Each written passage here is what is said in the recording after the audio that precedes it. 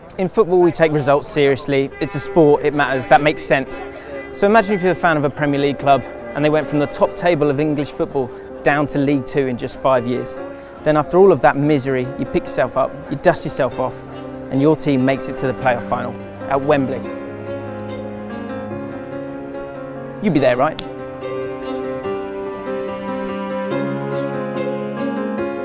Seven years ago you made it into the Premier League, which was a dream in itself. Since then it's been a bit of a nightmare, hasn't it? Yeah, we talk about highs and lows. We've most certainly experienced them as Blackpool fans. That day on the 22nd of May 2010 for most people probably is and always will be the highlight footballing wise of their time as a Blackpool fan. But we had 37,000 of us together that day on a scorching day in London, and we played the most sublime football, particularly in the first half, I think you would ever see. On 22nd of May 2010, Carl Oyston was quoted as saying, "This is going to change the club forever. It can't fail to," or words to that effect. We never expected to be in the Premiership. We never expected to stay in the Premiership. But what we did expect was a tangible legacy for the time that we spent there. And the tangible legacy for a lot of us was seeing a fit-for-purpose training ground, seeing the ground finished and maintained to a suitable standard, and a modicum of investment in players that would allow us to compete in the Championship. I think that's where most Blackpool fans saw us as realistically being. You know, the fans had turned up in numbers. There was regularly 12, 13,000 home fans attending games. We were doing our part. The managers were doing their part, and I think we wanted the owners to match that ambition. The wheels have clearly fallen off on the pitch and off the pitch, and they kind of feed into each other, don't they? Tell me about the next 3 or 4 seasons after that. To me, it seemed to centre on Holloway's frustrations with the way the sort of shackles he was working under. He wanted to bring DJ Campbell back. Instead, he went to Ipswich and had a golden patch there. I think Holloway just realised that nothing was ever going to change.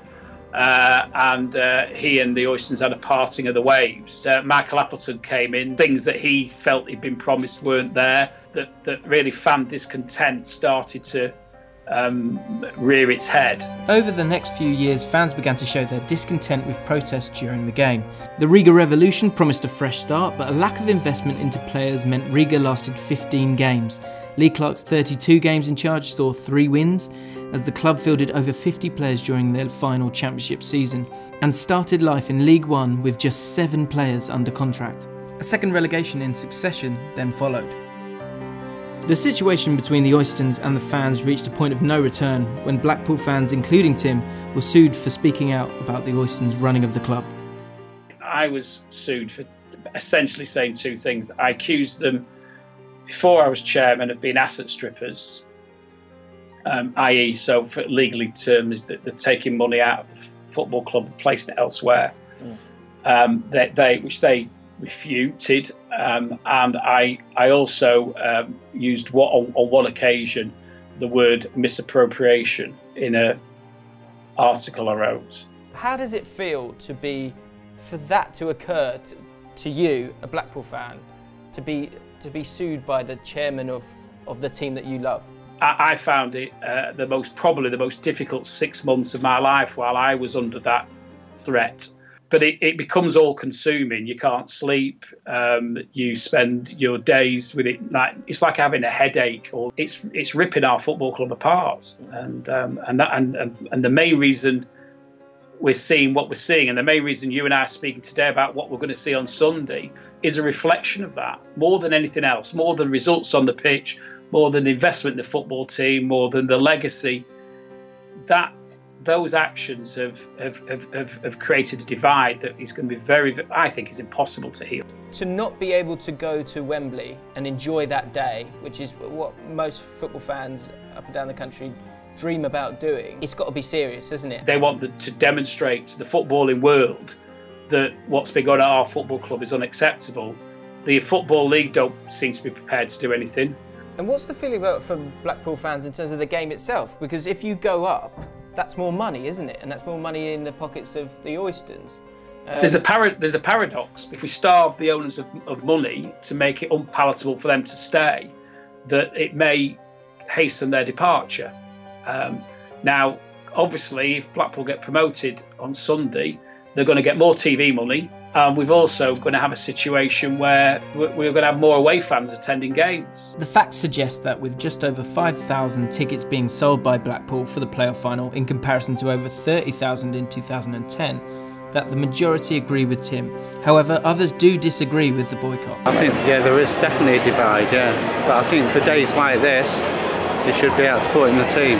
They've said he's had no offers at all for the club. It's one thing saying get rid of Oyston, but what then? If their argument is that he's not backing the team, well, they've made the playoffs this season, so they must be backing him to a degree. It's his own choice. It's their choices. Yeah. They make their choice. We've made our choice. We've come to the game. It's putting less finances into the club. It's making it less of a viable option for somebody to buy the club. Do you guys have a season ticket? Yeah, I do. You do? Yeah. I've had it. I've gone since I was 5. I've gone for a long time.